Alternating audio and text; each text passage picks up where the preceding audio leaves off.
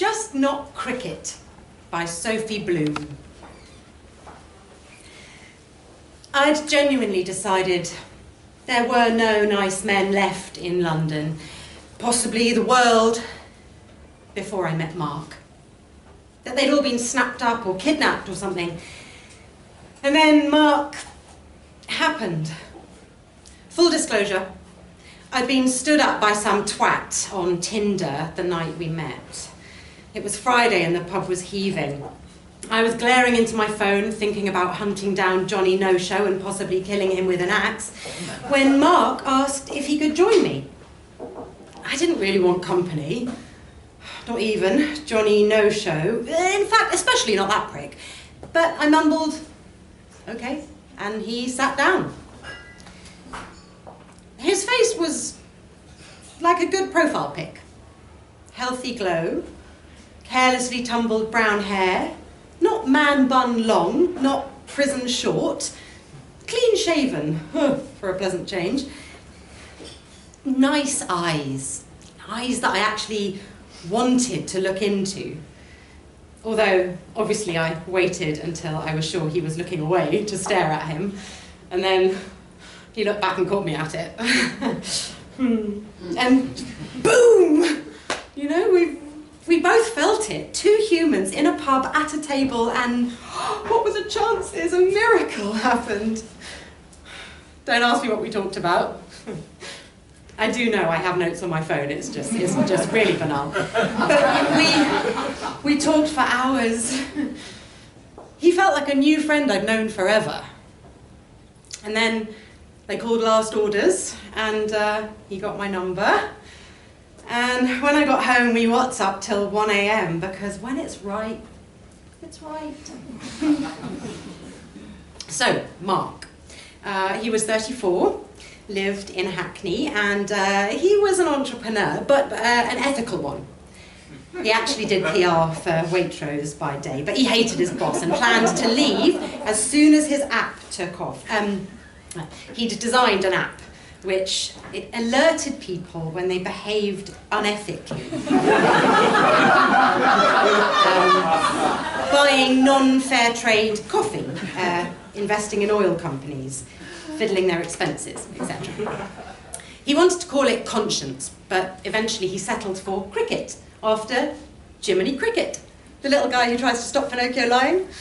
Apparently it got a lot of 1 stars from spin bowling fans and haters, so I immediately downloaded it to redress the balance with a glowing review. Allow full access, it asked, so I speed scrolled the T's and C's and pressed OK. Like Mark had said, if you've got nothing to hide, you've got nothing to fear.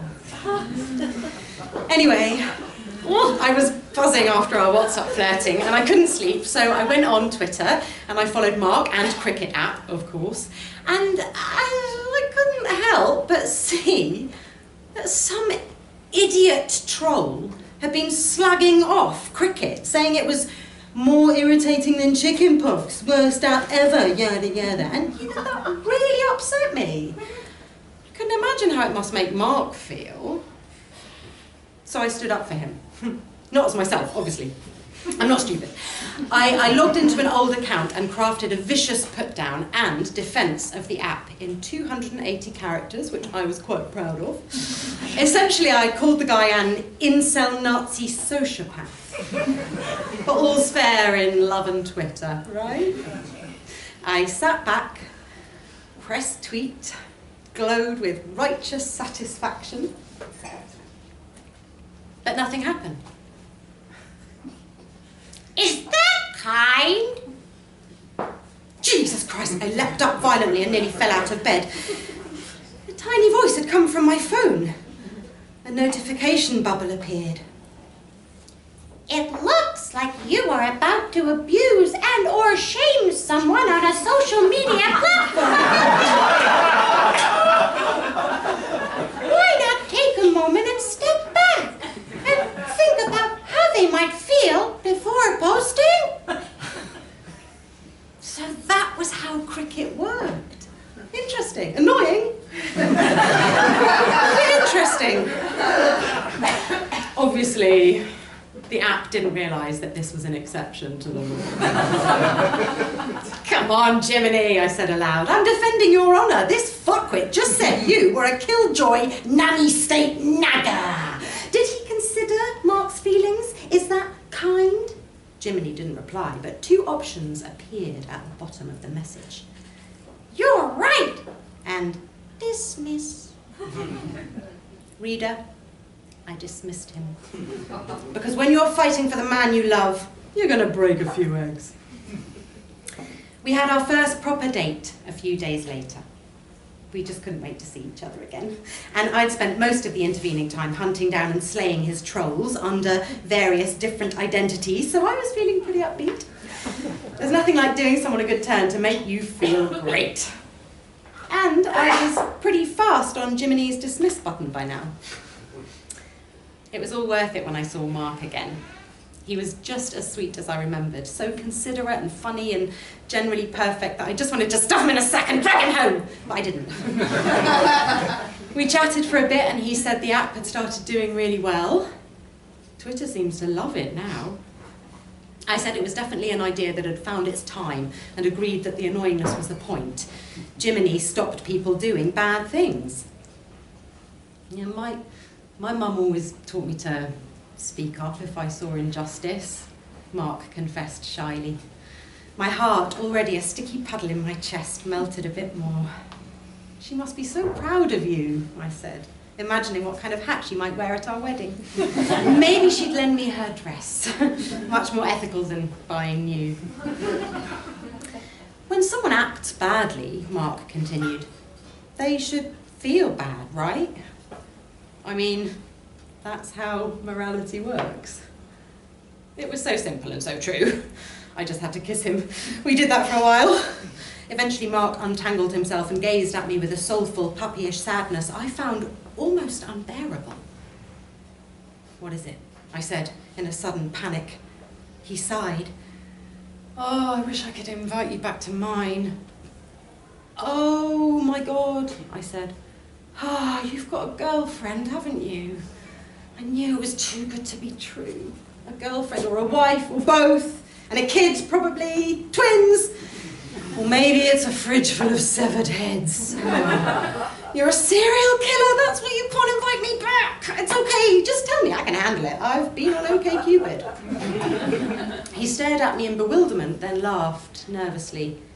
No, it's nothing like that. No, it's just the flat's a mess. The roof's been leaking for months and the landlord won't fix it. I'm sorry. I'm trying to find somewhere else. Next time, eh?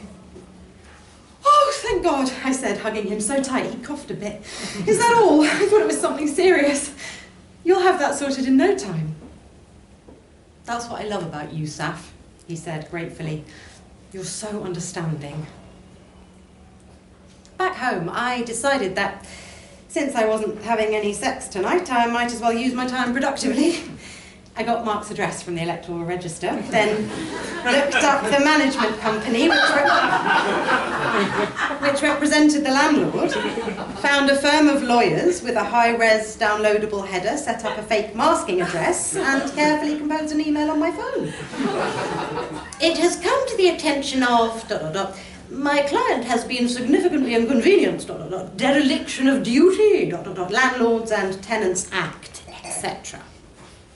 I added a suggested compensation sum, a deadline, and a note to the effect that a number of other clients in other properties also had complaints. Tired but fulfilled, I pressed send. But instead of the customary electronic whoosh, a familiar voice piped up. Is that honest? Oh, for fuck's sake. It looks like you are about to misrepresent your identity for the purposes of financial gain. Why not take a moment to consider the implications of this action? I confess, I had deleted and re-downloaded the app several times. It was, to be fair to the guy I destroyed on Twitter, really irritating. But every time I re-bought it and gave it another 5-star review, Mark benefited. So it was a sacrifice I was willing to make. Tell me this, Jiminy, I said aloud. Is Mark's landlord honest? charging tenants full rent to live in a sieve, threatening to take their deposits if they break contract. But Jiminy couldn't be argued with. That was the beauty, said Mark, of cricket. It didn't debate with the user, it just forced them to look at their own behaviour by asking ethical questions. 2 options appeared at the bottom of the message. You're right! And dismiss. It's not revenge, I muttered as I hit dismiss. It's recompense. Mark always tells people that his life just seemed to get better and better as soon as he met me. He'll never know how much effort went into making that happen. First, the landlord fixed the roof and I started spending more time at Mark's place. Then his bitch of an ex-girlfriend finally came round to pick up all the shit she'd left at his flat. As I mentioned in my email from one of his old accounts, Mark wasn't a storage facility for abandoned mountain bikes or unresolved daddy issues. A few weeks later, after Mark had to work an overnight shift on Valentine's Day due to the Waitrose salmon mousse scandal, his awful boss somehow found out his much younger wife was having a secret TikTok affair, which is apparently a thing, and had to take several weeks off with stress.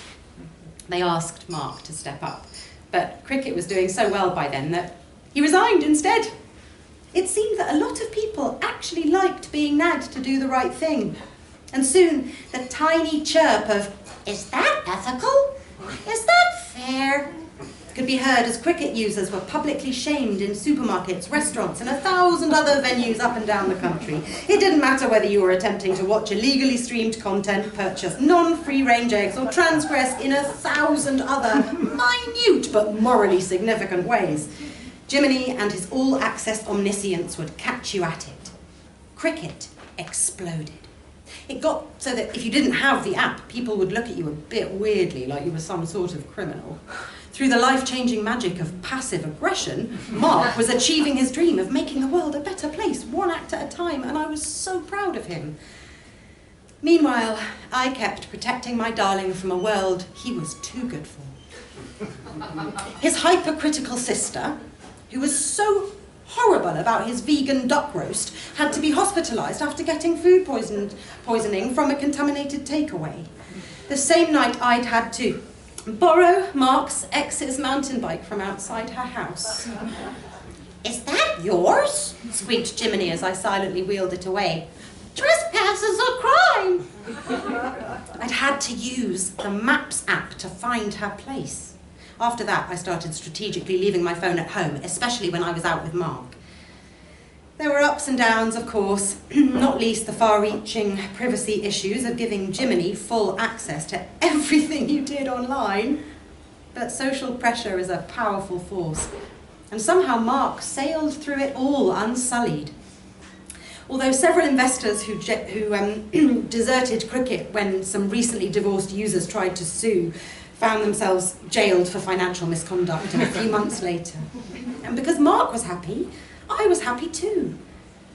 Though Jiminy, that whiny little twat, was not happy with me at all. One night as we lay in bed discussing plans for Christmas, Mark asked if I wanted to come with him this year to spend it with his mum.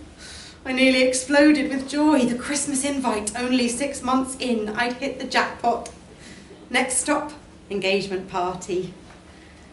Oh, Mark, that would be wonderful, I'd love to. Only thing is, yes, Mum can be a little judgmental, a bit harsh, you know, on everyone, me too, so don't take anything she says to heart. But you're so amazing, Saff. I'm sure she'll love you. Oh, I'm sure she will, I smiled into the darkness. Or I don't know what I'll do.